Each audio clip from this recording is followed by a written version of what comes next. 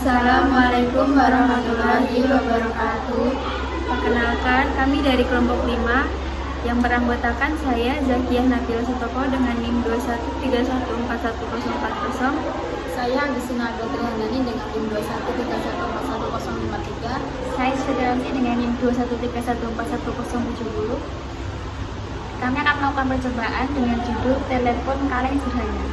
Tujuan dari percobaan ini adalah untuk mengidentifikasi bunyi yang dapat merambat melalui benda padat. Alat dan bahannya ada benang, 2 buah kaleng bekas, dan paku. Dasar teori, bunyi terjadi oleh getaran benda yang merambat melalui medium dengan kecepatan tertentu. Sebuah getaran akan berubah menjadi gelombang bunyi. Ditinjau dari zat penghantar atau medium yang dilalui oleh gelombang, kita dapat membedakan dua macam gelombang, yaitu gelombang mekanik dan gelombang elektromagnetik. Gelombang mekanik adalah gelombang yang memerlukan medium dalam perambatannya. Oleh karena itu, bunyi tidak dapat merambat di ruang hampa. Medium yang diperlukan bunyi untuk merambat dapat berupa medium gas, cair, dan padat. Sedangkan gelombang elektromagnetik adalah gelombang yang dalam proses perambatannya tidak memerlukan medium atau zat perantara. Artinya, gelombang ini bisa merambat dalam keadaan bagaimanapun tanpa memerlukan medium.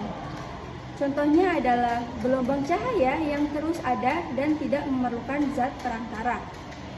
Berdasarkan arah getar dan arah rambatnya, gelombang ini dibagi menjadi dua, yaitu gelombang transversal dan juga gelombang longitudinal. Gelombang transversal adalah gelombang yang arah getarnya tegak lurus dengan arah rambatannya. Bentuk getarannya berupa lembah dan bukit. Sedangkan gelombang longitudinal adalah gelombang yang arah rambatnya sejajar dengan arah getarannya. Bentuk getarannya dapat berupa rapatan dan renggangan. Adapun syarat terjadinya bunyi adalah yang pertama, adanya sumber bunyi atau benda yang bergetar. Yang kedua, adanya zat perantara atau medium. Dan yang ketiga, adanya pendengar dalam jarak di daerah jangkauan bunyi. Langkah-langkah percobaan. Pertama, siapkan alat dan bahan. Kedua, lubangi 2 buah kaleng dengan paku pada bagian bawah kaleng.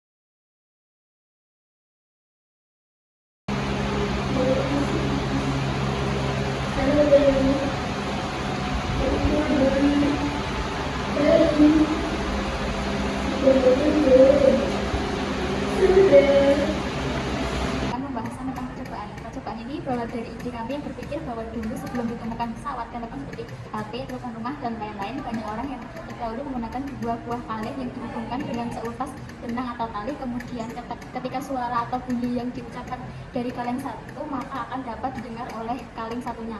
Ini dapat dikatakan bahwa bunyi dapat merambat melalui yang padat seperti benang atau tali.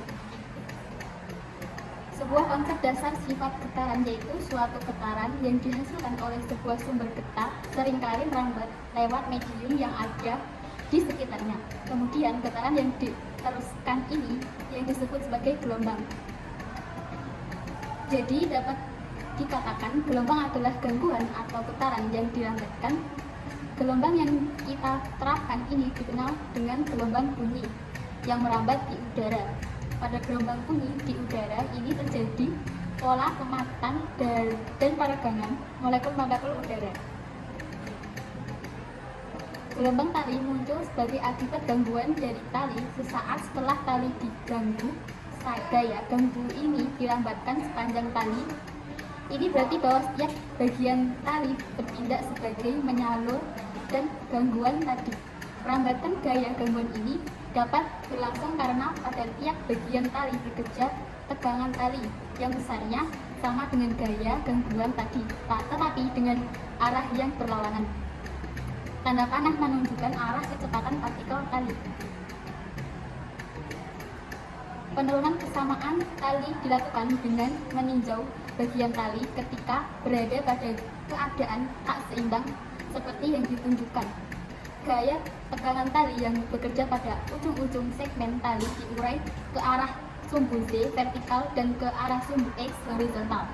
Oleh karena itu, bagian tali yang ditinjau ini sangat kecil, maka pengaruh gaya gravitasi dan tak dapat diabaikan. Sedangkan komponen X saling menjadakan. Dengan demikian, resultan gaya dalam arah Z adalah, menurut hukum kedua Newton, persamaan gerak elemen tali adalah persamaan menunjukkan bahwa pada tali dengan tegangan semakin besar, gelombang akan merambat dengan kecepatan lambat yang semakin besar pula. Sebaliknya, semakin besar massa persatuan panjang tali, maka gerak gelombang akan menjadi lambat. Berikut adalah hasil dari percobaan. Dalam menggunakan telepon kaleng, benang sebagai pelantara atau medium suara direnggang sampai lurus dan kencang. Hal ini bertujuan untuk memfungsikan benang sebagai medium yang mengantarkan perambatan bunyi. Penelepon harus berbicara dengan memasukkan mulut ke bagian kaleng yang dibuka tutupnya. Sementara pendengar harus merapatkan kaleng terbuka ke telinga agar dapat mendengar pesan suara yang disampaikan oleh penelepon. Menurut hukum kedua Newton, persamaan gerak elemen benang menunjukkan bahwa pada benang dengan tegangan semakin besar, gelombang akan merambat dengan kecepatan rambat yang semakin besar pula. Sebaliknya, semakin besar massa persatuan panjang benang, maka gerak gelombang akan menjadi lambat. Selain itu, banyak manfaat dari pembuatan telepon kaleng sederhana ini, misalnya melatih keterampilan proses kerjasama dan mengasah kreativitas. Kemudian, dari hasil percakapan yang dilakukan dengan telepon bertali yaitu dapat mendengarkan yang dikatakan teman dengan jelas. Benang atau tali seperti bergetar ketika melakukan percakapan. Kita dapat mendengar apa yang dikatakan teman melalui percakapan dengan telepon bertali, karena bunyi merambat melalui tali, kemudian ditangkap oleh telinga. Dengan demikian, saya bisa mendengar yang dikatakan oleh teman saya. Hasil yang kami peroleh dari percobaan ini membuktikan bahwa bunyi dapat merambat atau berjalan melalui zat padat yaitu tali yang kami telah gunakan. Sekian dari hasil percobaan. Berikutnya ada kesimpulan dari percobaan. Berikut ini ada kesimpulan dari percobaan yang telah kami lakukan. Gelombang yang dirambatkan membutuhkan medium perantara. Gelombang bunyi misalnya tidak dapat kita dengar apabila tidak ada medium perantara. Demikian pula tanpa adanya tali, maka tidak mungkin ada gelombang yang merambat. Pada tali dengan tegangan semakin besar, gelombang akan merambat dengan kecepatan rambat yang semakin besar pula. Cukup sekian dari kesimpulan yang dapat saya sampaikan. Terima kasih.